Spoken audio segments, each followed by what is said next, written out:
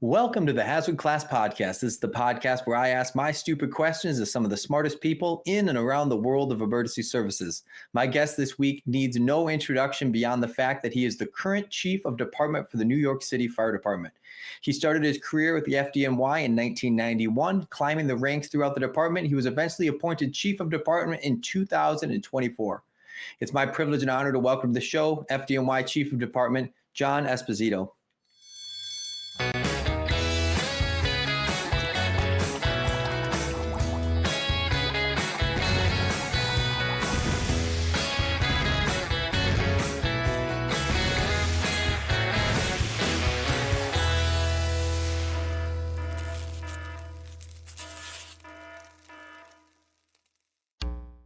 Go.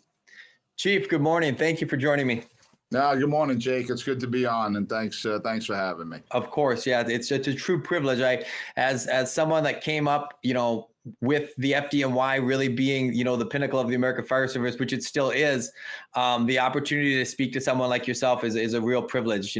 I grew up in the generation that 9/11 really was the focal point of my childhood. And, I wouldn't be where I am now, have it not been for the work that the FDNY did that day. And so I feel indebted to the brave men and women that, did that work that day. Yeah, thank you. That for those of us that were here, 9/11 is the day, and you mark your career by it, what we did before 9/11, and ultimately it really completely changed the New York City Fire Department with what our capabilities are, greatly expanded. I always think in the words of the 9/11 report of, that September 11, 2001, there was a failure of imagination of what the bad guys could do and what that would mean for us. And if you look at the FDNY, from before 9/11 to after 9/11, we have greatly increased our capabilities, our awareness. I'm a huge proponent of us being involved and a big part of the national, the American Fire Service. We have an awful lot to learn from small departments that may have had the same problem we have, and they have some smart people there that came up with a solution, and we can learn from that. So, September 11th, it's, more than 24 years ago. And at times it seems so distant, and other times it seems like it was yesterday. And, it's, you think of, for us, for those of us that were there, it was when we started working with guys that weren't on the job 9/11, right? And now now we're working with guys that weren't born on 9/11, right? And guys that were in elementary school, and you see some of the people, and we get asked on 9/11 stories, and I find it very interesting the guys that were in elementary school or middle school. What's your 9/11 story? What did you know about it, and what awareness did you have of it? And just very, very interesting perspectives that our guys have. But certainly, I'll give you one thing. I bet you I have a very unique 9/11 story, like one of the very few people in the world that has this same story. So I'll date myself here. I was in third grade in 9/11. Wow. And so my brother was just getting out of the Marine Corps at the time. And at the time, when you got out of the Marines, you could do something called the Tiger Cruise, which was your family could join you on an aircraft carrier and sail from Hawaii back to Camp Pendleton. Wow. And so when 9/11 happened, I was on the USS Boxer in between Hawaii and California. And so we only saw static images of it for like a day and a half. And then we eventually were one of the first people to fly after, because we flew back from California to Minnesota on like 9/13 or 14 or whatever that was. Wow. So a very unique perspective, obviously, but and then very formative. I've talked when I had Ray McCormick on a few months back, and I talked to him about how I was ready to quit in fire school, and I saw Ray McCormick's FDIC 2009 speech, and it reminded me that there were people that really did care, and it wasn't all about safety profiling and us before them and all those things. And that speech and the things I saw in 9/11 really were the formative portions of why I, joined the fire service. And yeah, very indebted to the work that they've done. The thing you touched on earlier was your understanding of how the FDNY leads the American Fire Service. How much thought do you put into that when you make decisions? The idea that if we do something, a lion's share of the American Fire Service is going to follow us. Well, and I have my own thought of that, right? We get a lot of people that ask us, what do we do for this or that? And I think that at times some people want to find out what we do because they want to do that. And I think there are times that people want to find out what we do so they don't do that, Yeah. And I think what is unique to us is that we are so big. I mean, it is a huge machine. And, that we average 7 working fires a day. Yesterday, I think we had 10. And our guys and girls do an awful lot of fire duty. So when we change something like, and we've had it now for a bunch of years, the cockloft nozzle, right? We put it in flat roof, large flat roof buildings to get that fire that's above the ceiling and below the roof of, generally a top floor. We're able to use that 3 or 4 times a month to see its effectiveness. And, when we originally built it and started using it, the intention was to use it from inside the building on the top floor. And it's very effective there. What we've since learned to realize is that it's much more effective and much easier to maneuver around when we use it on the roof, right? And so, it just, because we do so much, we're able to kind of prove the idea or the thesis of it because we get, so many reps. When you look at how big New York City is, take any number of cities, large American cities, and so many of them in their fire departments can fit within even just some of our boroughs. In Brooklyn alone, we have like 70 engine companies. Yeah.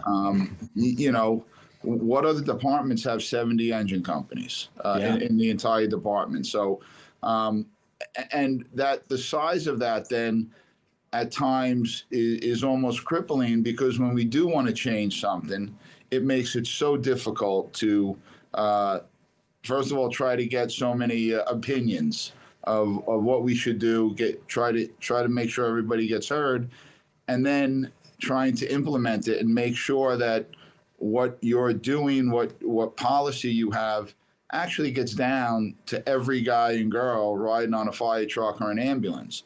And that becomes almost, it's not impossible, but it becomes very, very difficult. And, knowing that when we do something or when we see something on video, that good or bad, that the whole world sees it and has their opinion of it. But we do, being involved in the American Fire Service nationwide, we do hear from a lot of our colleagues around the country, and we are more than willing to share our thoughts, our policies, what we do, and it's all for the better. Even as you talk about like this cockloft nozzle and like your understanding of it working and stuff, which obviously you had a 4-year career to get to this point, but it's almost shocking to me that you in your position would still be that in touch with what's going on the streets. You're managing 14,000 people or something. How on earth do you stay in touch with what's happening on a fire scene? Well, with the advanced technology and communication, so I have the ability now. Our fireground our communication system we talk to the dispatcher on a repeated channel that is that is in the apparatus. On the fireground, we use a 2-watt simplex channel, but we have it's not a repeater technically, it's really a relay. So for most fire scenes in the city, almost instantaneously, I can hear the fireground communications of what's going on. And if I can't hear them in real time, I have the ability, because all our battalion cars have recorders in them, I would at some point be able to hear, to listen to those recordings. And there's plenty of video. I'm on Citizen app a lot, right? Mm-hmm. And you can see real time, sometimes before our units even arrive, the video, what the scene looks like, and just listening to the radio and talking to all our people. I mean, you took this job because you wanted to go to fires, right? Mm-hmm. And you wanted to know what's going on and see when things go great. Yesterday afternoon we had a fire in a 1-story auto repair shop, and the first pictures, it's that brown gray smoke rolling out of there. They cut the roll down door and they get in under there, and they're, you can see they got the hose lines in there, and you listen in, and it's at the point where are they going to get this, or are they going to start setting up the tower ladders, and 3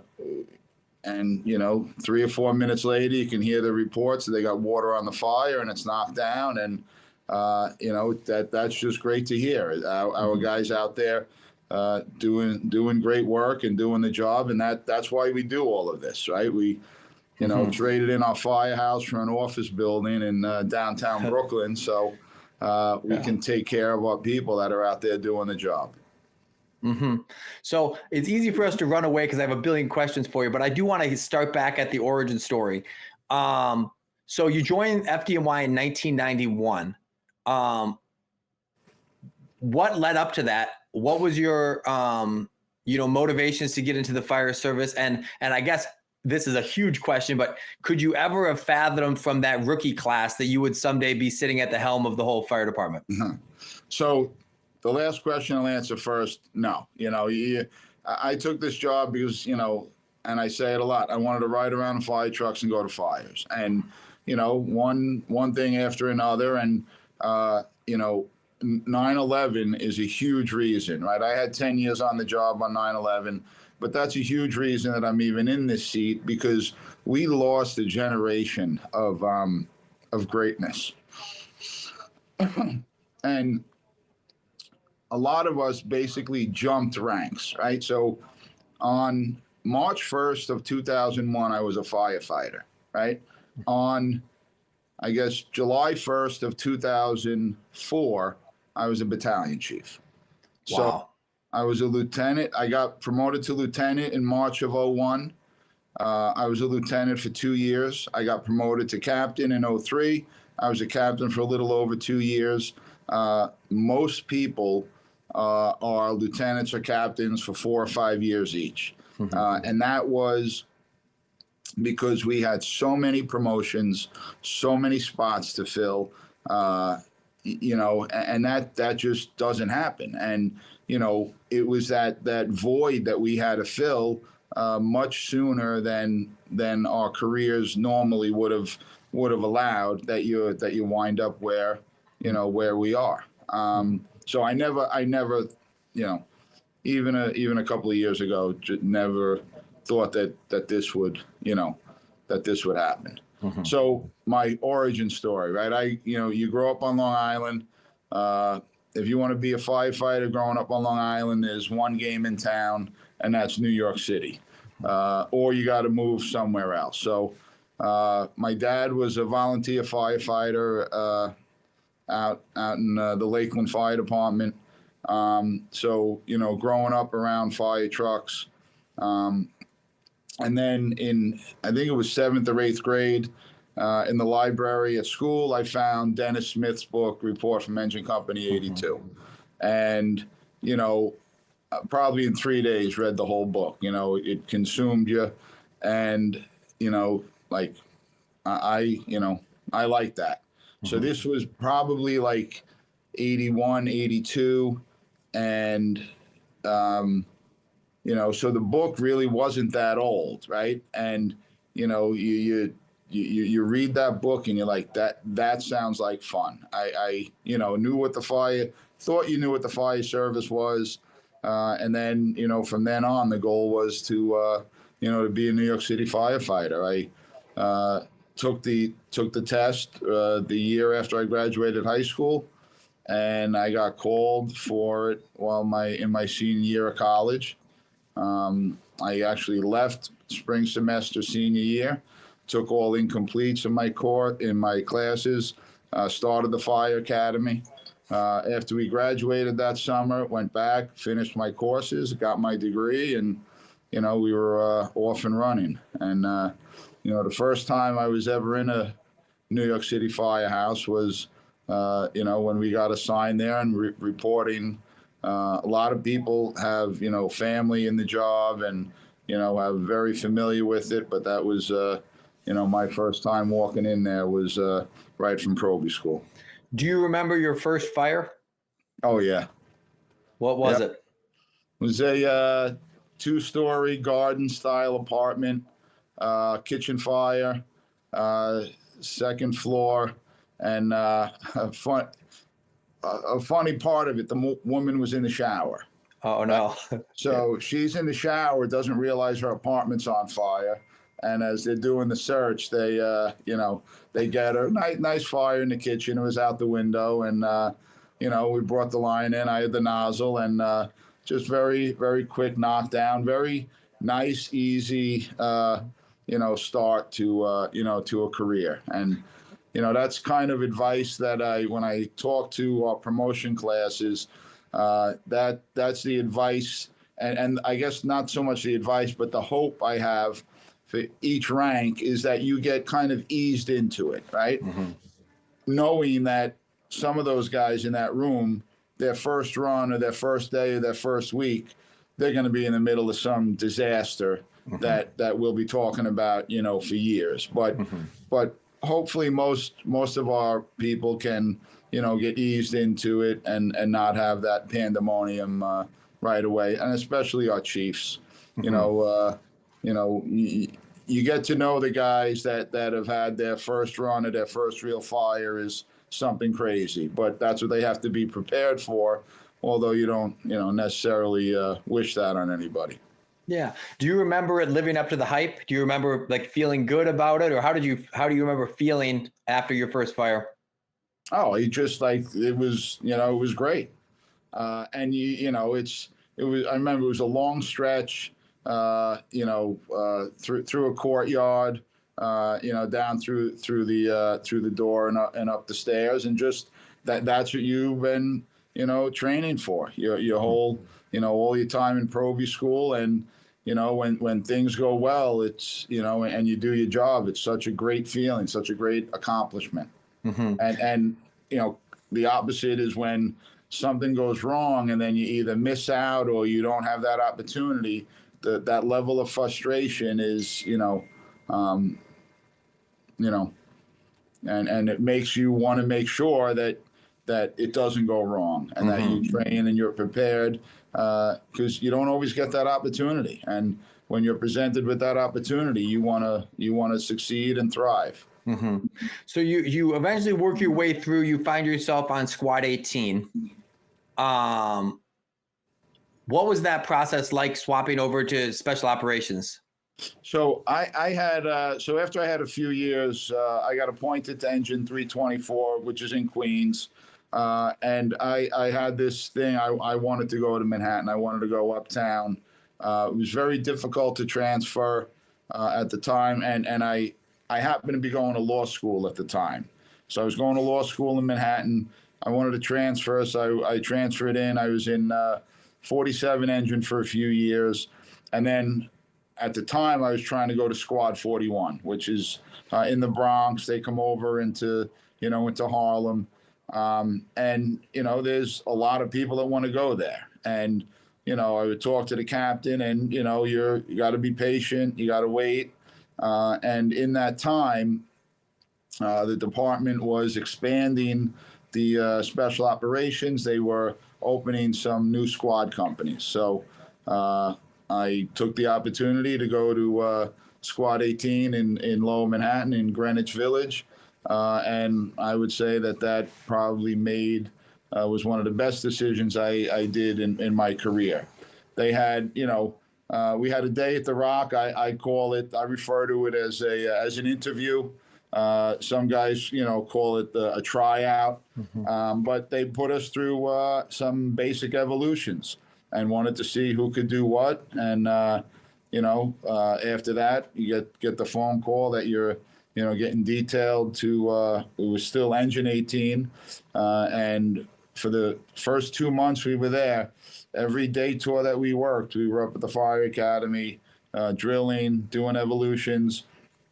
And then beginning July 1st of 1998, they closed the engines and reopened as a squad company. And, a squad company in New York City can be going anywhere to do anything. You could be, the first due engine at a fire around the corner, and you could be getting called 2 boroughs away for a building explosion with people trapped. So very, very unique what you do. So you mentioned training there. And so that kind of brings me to this kind of fundamental question inside the fire service, which is, in your opinion, how much does a good fire company train? You've got to train a little bit all the time. Look at a baseball team, right? They play 162 games, over 6 or 7 months. And before every game, they're out there, taking batting practice, shagging flies, running the bases. They do it all the time. The basics get, and I don't want to say easy, but the basics become routine and you become good at that, right? But the obstacles become routine also. And it's nice to be good when it's easy, right? That's the idea of it being easy. But what happens when that hydrant is frozen? What happens when that hydrant doesn't work? What happens when there's a moving truck in front of the building? All of these different options. What happens when you can't force that apartment door because the people that live in that apartment are, think the whole world's out. They're paranoid. They think the whole world's out to get them. So when they go into the apartment, they intentionally stack stuff behind that door, right? So, and we had this 2 weeks ago in the Bronx. So now we can only get the door open about 6 inches. There's fire coming out from around that door, but we know there's 2 people in that apartment. Now what are you going to do, right? And if you haven't thought of this, if you haven't drilled, and drilling isn't just the physical doing the evolution, but sitting down and talking about the options and what are we going to do here and what are we going to do there, and talking among the company. And it was 42 truck in the Bronx. They did an outstanding job. They got into the adjoining apartment. They breached the wall. They wind up saving 2 people's lives because they didn't just think of, they weren't just stumped because, option A didn't work. They did option B. Their outside vent firefighter came in off the aerial in the window. We took the one of the victims out on the aerial. During the fire, she would not climb down the aerial, so we sheltered her on the aerial during the fire, and then eventually took her back in. But it's easy to be good at the routine, but what I've seen throughout my career is that the really good companies are succeeding because they thought about and implemented plan C, D, and E because the first few didn't work. And we still have to, protect ourselves and do our job, even when things don't go normal. You get into a private dwelling. How many times you see the fire upstairs? You go in the front door, but that front door doesn't give you access to the upstairs because they chopped this, this building up, and now you got to go find the stairs. And it's a lot of sitting down, a lot of talking, learning from other people's, problems, and then making sure that you're physically able to do those evolutions. Mm-hmm. So in your time at Squad 18, and correct me if I'm wrong here, you would have crossed paths with one of my personal heroes, Andy Fredericks. Oh my God. Andy was, so yes, Andy came from 48 engine, and I'll tell you a funny story about Andy. I absolutely loved Andy, learned a lot from him. So when we opened these new squads, there was a lot of talk of, is this a good place to be? Is this did I just make a mistake coming here? So my first day, I show up at Engine 18. You don't know anybody. You park. It's a day tour. So the guys that work the night tour around, and you don't really know anybody. And I'm sitting in the in the kitchen. You're waiting for the change of tours, and the door opens, and Andy Fredericks walks in. And I knew him a little. I knew who he was, and we had met and talked once or twice, but didn't really know each other. And as soon as I saw Andy Fredericks walk through that door, I said, "We're going to be all right." Mm-hmm. They had just rewritten the year before our engine company operations. Mm-hmm. I knew that he was in the know, and if this was going to be a waste of time, he would not have been here. Mm-hmm. And but we.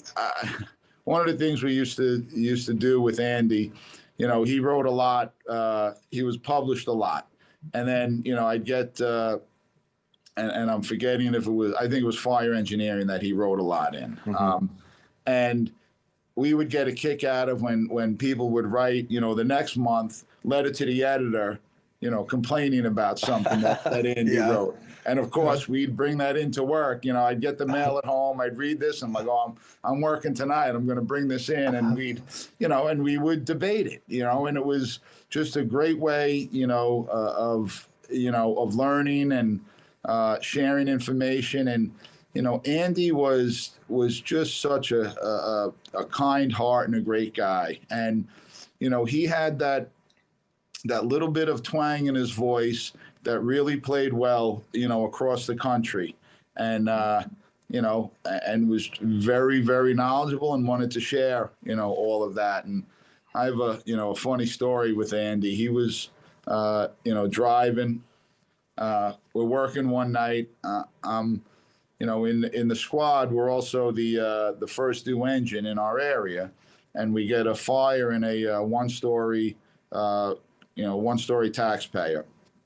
And it was right around the corner from the firehouse. So there's no truck company there yet. The roll down gates are down. So, we get off. I was the door position that night. So when we got off, I saw the locks on the roll down gate. So I grabbed the partner saw, and they're stretching the line. We start cutting the locks. Andy pulls the rig down the street, and we're cutting, and all of a sudden you hear this loud boom. And the officer looks at me and goes, "What was that?" I said, I don't know. We finished cutting the locks. Now I'm bringing the saw back to the rig to, and then gonna rejoin the company. Andy had run over the fire hydrant. Right? The hydrant was right off. We were on West 8th Street, and the hydrant was just off West 8th Street on McDougal. And whatever way he did it, he ran over the hydrant. So the hydrant's laying down. He blew the tire on the rig, but you can imagine we hammered him for this, right? Yes. And he said, he goes, but the line was still connected, right? We didn't disconnect the line yet, so it's still playing out of the bed. He just drove further down McDougal to the next hydrant, hooked up to the hydrant, and like there was nothing wrong. And his excuse was, well, it was a corner building. I thought maybe if you guys couldn't put the fire out, they would want to put a towel out of there and all of that. And of course, it was around Christmas time, so we took the hydrant back to quarters, and we took some nice pictures with the hydrant and the shredded tire on the back of the rig. But to his point, he was an absolute professional and did not let that obstacle slow him down or stop him from doing his job. And ran into a problem and overcame it. Wow, what an amazing story! Thanks for sharing that. Yeah, it's so cool I've had a couple opportunities in my life to speak with people.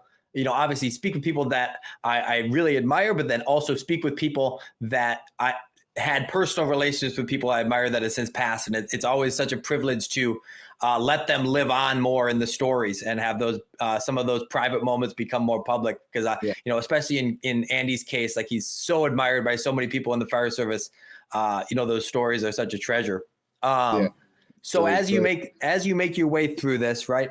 And I know that we have time constraints, so I want to be mindful of that. But I do want to talk through your decisions to promote. So as you, and you may have already touched on this with the kind of the post 9/11 situation, but like, what was the driving force in your mind in terms of like taking the next step and then the next step and then that same next step, I don't know, 20 more times to find you in the office you're in now?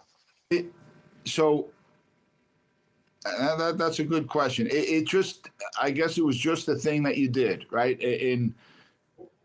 There's a lieutenant test, coming up, and I don't know. I guess my thinking was, well, I'll study and I'll give it a shot. Like, you don't know, obviously you get paid more when you get promoted, and and we'll give it a shot and see what happens. And I just got very fortunate that, with my lieutenant's test, so I took it, had a little over 6 years. I didn't get promoted till I had 10 years, so I felt I had, pretty good, pretty good background, pretty good career. And then as each test came up, you just like, I'll study and we'll see. And I just fell into that groove of every time I got promoted, that within a year or so, there was the next test, and then the next test, and then the next test, and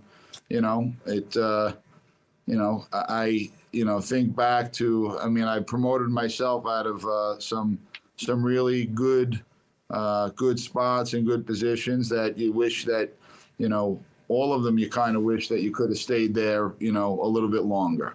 And, could have learned more, and, think of how much better an officer I could have been if I knew then what you know now. And, of course. And I guess that's everybody's, that's everybody's issue. But you just the guys that I studied with and that I worked with, it's just just what you did. We'll study and see what we do. And I just kept, and I never was really at the top of my lists, but I was, close enough to make sure you got promoted in time to take the next test. And it works out.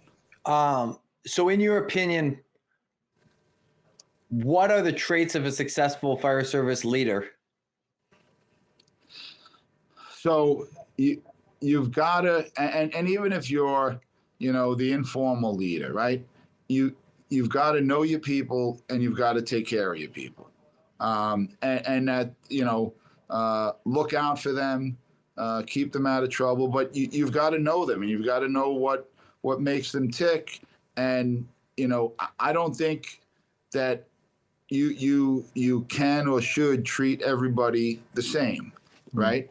And I'm not saying that the rules apply across the board, right? And I'm not saying people should be treated unfairly, but there are people that need more watching, more caring, and then there are others that have shown that they're able to handle themselves, a little bit more. But you have to know your people, for that. Are they having issues at home that might explain issues in the firehouse? And you have people that are incredibly, that are able to block out everything in their personal lives and you have people that don't have that ability. And you've got to know that. You can't, as a company officer or a chief officer in a firehouse, you can't just go up to your office and, close the door. And you got to, get out. You've got to know your people. You've got to have the meal in the firehouse with them. You've got to, aside from their skills and abilities on the fireground, you've got to know what their issues in life are. And you come to learn that some guys have quite the burden outside of work, and I think you've got to be empathetic, for that, and not that excuses, bad behavior or incompetency, but that's part of what you should be aware of to deal with your people. Mm-hmm. So there's one question I always seem to come back with, especially when I'm talking to chief officers, because I'm so fascinated with fire service morale and where it comes from and how we care for it. So in your opinion, where does the burden lie for good firehouse morale? Does it come from the bottom up or the top down, or is it some sort of mix of the two? I mean, I think it's a mix of the two, but your people have to feel that you care for them and that you appreciate them, right? And because in my experience, they're going to do what you ask them to do, and we use the expression of running through a wall for you, and they will. They've got to know that their work and their sacrifice is appreciated by someone, and I think we do a good job. The people of the city certainly appreciate the great work that our firefighters do. Last Sunday morning, I'm on my way. We had an event in Manhattan Sunday morning, so I'm on my way there. And nearby, I hear we have a fire in Queens. So I was about 5 or 6 minutes away. So I shoot down there. They rescue 3 unconscious people from this house. 8 o'clock on a beautiful Sunday morning. They're doing CPR on the grass in front of the house, and our EMS is there, and they got them on the stretcher and get them transported to a hospital. Unfortunately, one of them passed away, and 2 of them are still in critical condition. But the incredible work they do, and that's got to be. They have to know that's appreciated. And something that Commissioner Tucker said from day one is, they've got to know that we support them and that we have their back. And in my experience, if your guys know that you're going to fight for them, they're going to appreciate that, and they're going to do their jobs. And there is few things worse than bad morale. And you want to do what you can as a leader to keep morale up. Mm-hmm. So one more question here before I let you go, which is, in retrospect, obviously there's still work to be done for you. Like it's not the end of the road by any means, but what in retrospect do you feel most proud of in your career thus far? It's a great question. I hope I'm going to get one of the stupid questions too before we go. Okay. Let's see. That's a great question. The times that our people needed help and we were able to help them, even if it was, unconventional. Mm-hmm. When, the book and everything says one thing and we were able to come in and bring a reasonable solution to a problem that, that was in the gray area. Mm-hmm. That's like the biggest sense of accomplishment that we get now, and being able to say, yeah, this is what we're going to do because it's the right thing to do. And then, if I get beat up over it, that's an easy one to defend. Yeah. That's great. All right. So I will tell you, you are going to be the first guest of what we're calling season 2 of Hazard Class. And in season 2, we've technically retired the wheel of stupid questions, but for you, we'll break it back out because it still sits on my desk, and we'll give you one. So let me give a spin with that, and we'll see. Okay, it's an OG question. Who would win in a fight between a grizzly bear, a tiger, and a gorilla? I don't think the tiger wins. Okay. That's a good question. The grizzly bear, or the grizzly bears are huge.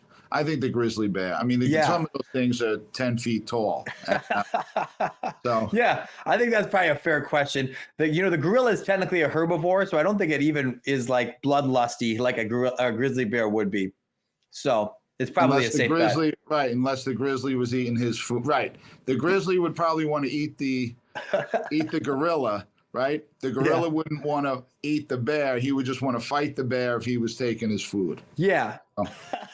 Well, thank you, sir, for indulging me in my stupid questions. I appreciate you. And more than anything, I appreciate the time, and I appreciate your service to the city of New York.